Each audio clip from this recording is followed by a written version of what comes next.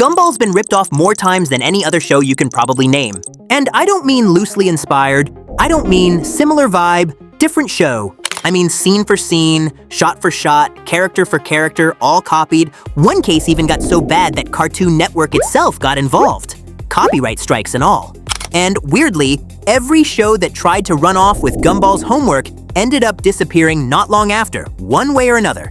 Some got caught red-handed, receipts and everything. Some just looked a little too familiar and got dragged online for it. Either way, none of them lasted, and a couple are gone in a way that feels almost too perfect. You've probably heard of a few of these. At least one you almost certainly haven't. And that one is the wildest of them all. So sit back and grab a snack.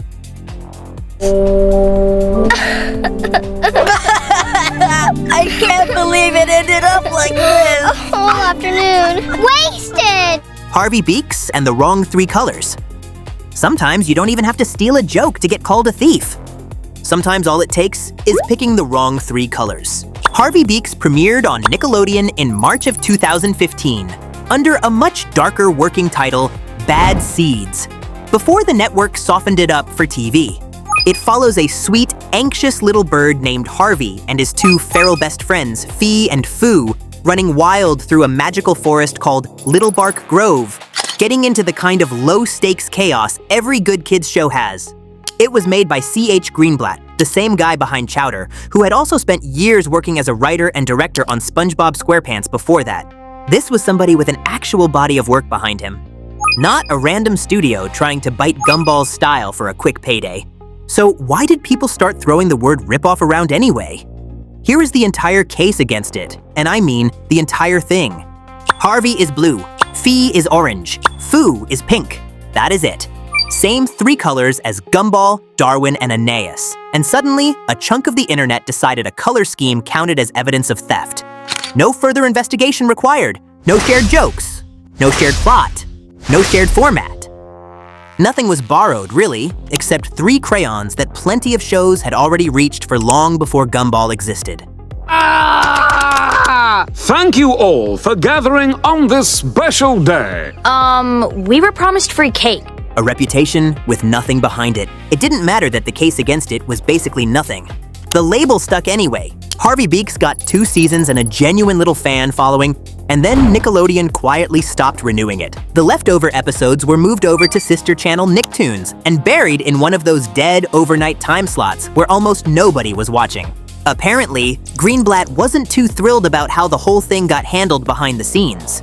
He ended up having to publicly walk back his own frustration about it after the network pushed back. Fans even started an online petition trying to get the show more episodes. But it didn't work.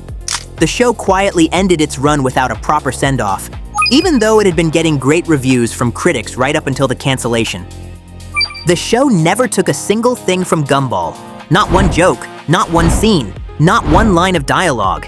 It just happened to be blue, orange, and pink at the wrong moment in cartoon history, and that alone got it filed under copycat before anyone in the audience gave it a fair shot. 3 crayons, and Harvey Beaks never really got to shake it off. I will die if I can't do it. Then you gotta step it up. Get out there and make noise. Like this. Yeah, like that. Boyster, the kid who was secretly a shellfish. Now, here's one that actually swapped species on us. Boyster, called Mollusco in its original French, was created by Fabien Limousin, Frédéric Azamar, and Emmanuel Fleury, and it landed on Disney XD back in June of 2014. A short pilot had already been shown at festivals since 2009, and the response from fans was, well, pretty mixed. The premise? An ordinary kid named Boyster is secretly half oyster, thanks to a childhood accident involving toxic waste. Boyster spends every episode hiding it from his classmates at school, while his sentient oyster shell twin brother Shelby tags along everywhere, sarcastic commentary always included. If that setup sounds familiar? Normal Town, one kid secretly hiding something weird. Yeah, viewers noticed too. It also leaned into that same slightly off mixed up visual style where nothing in the background quite looks like it belongs together, which is basically Gumball's whole aesthetic in a nutshell. It wasn't a scene-for-scene copy. Nobody ever actually proved Boyster stole a specific joke or a specific frame from anything. It just showed up doing its own gross-out, oddball version of the same idea Gumball had already made famous around the exact same years, and people online started calling it Gumball's shellfish cousin. Only half joking about it. Beni Süper Sumo Savaşçısı'nda yenişini hatırlıyor musun? Rafik, dikkatini bana ver. Ama aslında yenmemiştin. Sana acıdığım için bilerek yenildin. Ne yaptın? Gone before it got to prove itself. The show got exactly one season, 52 episodes total, and 18 of those never even aired in the US. Just sitting there completed and unused. It reportedly became the first European cartoon to ever air in South Korea, which is a strange claim to fame for a show most people forgot existed within about a year. No second season ever got greenlit, despite the ending being an obvious setup for one. It just stopped showing up on the schedule one day, and that was that. The story wrapped on an actual unresolved cliffhanger where a shape-shifting oil executive turned into a worm. The kind of ending that was clearly meant to be picked up again later and just never was. Nobody ever proved Boyster copied a single thing from anyone. It just had the misfortune of wearing a shell that looked a little too familiar to a show everyone loved. And it disappeared before it ever got the chance to prove it was its own thing. Ben kötü yürekli bir bahçe cücesiyim ve senin canını yakacağım, anlaşıldı mı? Hey Gumballers! If you enjoy digging through Elmore's darker corners with us, go ahead and subscribe and drop a like. It really helps us keep making these. I think I really say it. Hate you! Pinky Malinky, accused before it even aired. This one is kind of funny because people started calling it a ripoff before a single episode had even come out. Pinky Malinky is about, well, a hot dog. A literal anthropomorphic hot dog named Pinky going to middle school and trying desperately to climb up the social ladder. Tagging along are his two human best friends, Babs and JJ, and the whole thing is narrated straight to the camera like it's a documentary about his own life. It was created by Chris Garbutt and Rika Asbjorn, based on a short they had made all the way back in 2009. Oh, and fun fact, it was made at the same European Cartoon Network studio in roughly the same years that Gumball's own pilot was quietly coming together down the hall. So when the finished art style got revealed years later, and people online decided it looked too Gumball, they weren't wrong that the DNA was pretty similar. They just had the whole story backwards. This wasn't some outside team copying Gumball's homework off in secret. It came out of the exact same building, arguably the same hallway. That didn't stop the accusations from sticking anyway. It's turkey. Oh, turkey. Oh, look at the way he ate. Gone for real. The show got branded a knockoff before anyone outside the studio had even seen a single full episode of it. Just off a handful of promotional pictures. Nickelodeon made it, Netflix released it, and it ran 3 seasons, around 60 episodes total, from January to July of 2019. It even picked up an award nomination for its editing the following year, before Netflix quietly stopped renewing it and moved on. Pinky Malinky didn't just fade from memory over the years the way most canceled shows do, though. It left Netflix completely on July 17th, 2026, as in, it's actually, literally gone from that platform right now. Years after anyone was still talking about it, unless it turns up somewhere else down the line. The accusation never had to be true to do any real damage. It just had to spread. And now the show is gone for real, which is a strange thing to watch happen in real time. Strawberry? Mm-hmm. Your favorite. So good. But strawberry's not my favorite. The goat milk ad that stole the show. And then there is the one that didn't just get accused, it actually did the thing in broad daylight. Miracle Star came out of China in 2014, and it wasn't even trying to be a real show first. It started life as an ad campaign, funded by a dairy company called San Yuan Foods, built entirely around selling a brand of goat milk. The main character is a goat kid with a pet frog, living in an apartment with his family, which already tells you exactly where the goat milk fits into all of this. Sounds harmless enough until you actually put it next to Gumball.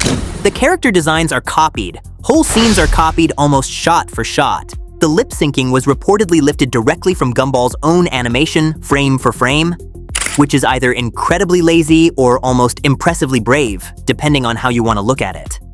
Even the family's copyrighted brand logos scattered through the background were used without any permission at all. There is no equivalent to Anais anywhere in the show either, because of China's one-child policy at the time. So the family's pet frog just gets counted as their one child's pet instead of a second sibling. Even the show's own title is a bit of a copy. It borrows its name from a completely unrelated Japanese anime, which suggests whoever made this wasn't exactly picky about what they were willing to lift from other people's work. Hi, my name is Gumball. Hi, my name is Cheetah. Stop repeating everything I say! But when someone says hi, you say hi too! Cartoon Network noticed. Cartoon Network noticed fast. Copyright strikes went out against the uploads on YouTube, and the whole situation became a genuine talking point across animation circles online. And then, Gumball's own creators did something no other show here got the honor of. They didn't just complain about it quietly, they wrote the ripoff directly into an actual episode of their own show, on purpose, in front of everyone. I am here at BAFTA headquarters with none other than the team behind the amazing world of Gumball. Gumball Strikes Back. Season 5, Episode 11, titled The Copycats, aired on February 6th, 2017. Gumball and Darwin run into their exact doubles, a goat named Chi-Chi and a frog named Ribbit. They turn out to be the stars of an in-universe knockoff web show, quietly making money off imitating the Watterson family's entire life, down to the smallest habits and mannerisms. It escalates fast into a super reckless standoff between the two families, and it gets really unhinged by the end, complete with a truck chase that's somehow one of the darkest sequences the show ever did. Even the family's escape at the end comes with a glitchy, unsettling visual gag that fans still bring up years later. It's one of the most talked about episodes the show ever made, and it exists only because a dairy company in China decided goats and frogs would use Gumball's exact jokes, word for word, scene for scene. Miracle Star didn't make it far after all that attention. It was pulled after about a dozen episodes and never aired outside China. To this day, nobody outside the production even seems sure who voiced it.